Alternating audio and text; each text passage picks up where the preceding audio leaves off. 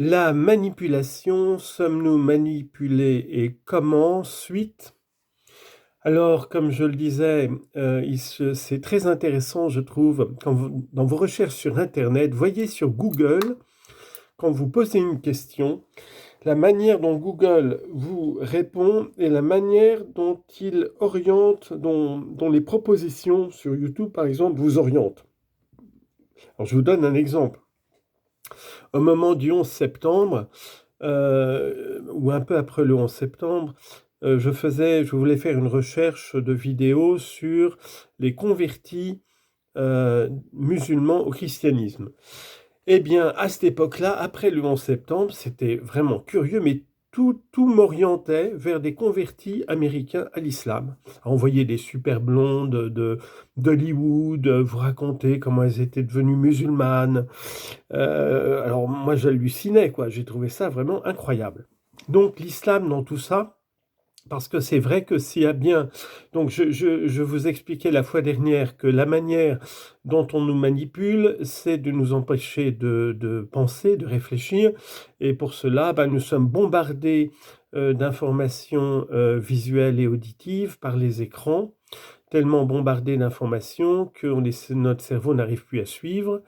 Et donc nous disjonctons et nous régressons au niveau du cerveau reptilien. C'est ce que font toutes les grandes manipulations. On a vu le Covid, le 11 septembre, le 7 octobre, et tout ça, évidemment, le démon nous manipule par la peur. Alors entre le démon et les moutons que nous sommes, il y a des gens qui s'appellent les manipulateurs. Bon, pour Pearl Harbor, les archives le montrent, c'était Roosevelt lui-même, qui n'était pas n'importe qui, et son conseil, et les gros banquiers qui étaient autour de lui. Donc, je vous laisse à faire cette investigation. Roosevelt, qui était Roosevelt, qui étaient ses conseillers, et qui étaient les grands banquiers qui étaient autour de lui. L'islam. Alors, est-ce que donc toute la propagande que nous subissons nous fait croire que le danger numéro un pour la France, c'est l'islam.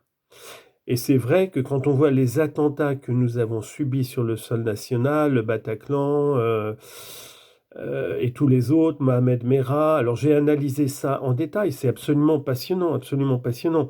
Comme vous le savez, le Bataclan, c'est étonnant. Les types se sont mis à sortir leurs flingues et à canarder au moment où cette foule en délire chantait Je t'embrasse Satan. La chanson, c'était I kiss you Satan ou I kiss the devil. Eh bien, effectivement, c'est bon, bref, c'est vraiment démoniaque. C'est le démon qui appelle le démon, quoi. Puis entre les deux, ben, il y a des pauvres gens qui sont manipulés par leur... Enfin bref. Alors, l'islam, l'objet de cette vidéo, c'est est-ce que géopolitiquement, l'islam est vraiment le danger numéro un dans notre monde et en France? Donc c'est toute la question géopolitique, théologico-politique de l'islam.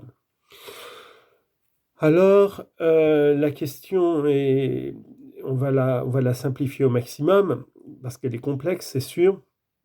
Le grand drame de l'islam, c'est que l'islam est une forme de messianisme temporel comme le judaïsme, c'est-à-dire c'est une certaine prétention à établir le royaume de Dieu sur la terre par des moyens humains, alors que le messianisme, le salut proposé par Jésus, il est d'ordre spirituel, il nous invite à la conversion et à la repentance, au pardon, à la charité, à la prière. Bon, alors l'islam, toute religion, c'est d'abord des valeurs spirituelles, bien sûr. Mais Mohammed, donc il y a deux moments dans la prédication de Mohammed, puisqu'on me posait la question là très récemment. La première prédication de Mohammed, c'est comme les prophètes de l'Ancien Testament, l'unicité de Dieu, le rejet de l'idolâtrie, et puis s'occuper des pauvres, la veuve, l'orphelin, enfin toutes les valeurs morales et théologiques de l'Ancien Testament se retrouvent dans la première vague, première vague de prédication de la première période de prédication de Muhammad lorsqu'il était à la Mecque Ensuite, il est persécuté, il est obligé de s'enfuir à Médine. Et là, il va fonder le premier État musulman. À Médine, Mohammed devient le Khalifatullah, le représentant, le lieutenant de Dieu à tous les points de vue. Donc il est le prophète, il est le dernier prophète, ainsi que le croient les musulmans, et il est le chef politique, le chef militaire, le chef juridique. Donc il a tous les pouvoirs au nom de Dieu. Il faut obéir à Dieu et à son prophète. Le seul problème terrible, c'est qu'il n'a jamais préparé sa succession. Et il n'y a rien dans le Coran de clair sur qui va lui succéder une fois qu'il sera mort. Alors il y a eu un consensus qui s'est fait pour les 4 premiers califes. Et puis, à la fin du dernier, le prophète, le calife Ali, qui était le gendre de Mohammed, l'époux de sa fille Fatima, ça a été tragique parce que là, ça a été la guerre. Alors sur les 4 califes, je crois qu'il y en a quand même 3 qui ont été assassinés. Mais en tous les cas, du temps des 4 premiers califes, c'est l'expansion fulgurante de l'islam, et puis il y a un consensus qui s'était fait. Et tout va exploser avec Ali qui va être assassiné. Et donc les musulmans se sont partagés en 3 positions. Il y a les Kharijites. Alors c'est les plus importants, plus importants, pas numériquement, mais qualitativement. C'est ceux qui sont sortis, et les Kharijites, qui représentent, ils sont tout petits, peut-être 1 ou 2% de musulmans, ils sont très intéressants, parce que selon eux, qui doit succéder à Mohammed? Eh bien, c'est le musulman le plus sage, le plus prudent, le plus compétent, le plus vertueux, fut-il, disent-ils, esclave noir. Donc, c'est vraiment choisir le meilleur. Alors, les chiites vont se focaliser sur la maison du prophète, Ali qui a été assassiné, ses 2 fils qui seront assassinés, et donc ils vont développer une forme plus mystique de l'islam et le culte du martyr, de la souffrance. Ils vont être extrêmement persécutés, ils sont 15% à peu près des musulmans. La majorité, les sunnites, vont accepter la prise du pouvoir par Morawiya, qui appartient à la même tribu que Mohammed, mais qui est plus un opportuniste, un chef de guerre. Donc la position de la grande masse des musulmans sunnites, c'est quoi? C'est que on se soumet à l'autorité, même si le calife est un musulman dépravé qui lui-même boit du vin et ne respecte pas grand-chose de la charia. La seule chose que demandent les sunnites, c'est pour chacun de pouvoir pratiquer l'islam. Quasiment tous les musulmans d'Afrique du Nord et d'Afrique noire, française, ils sont sunnites. C'est pour ça que ils ont si bien servi la colonisation française.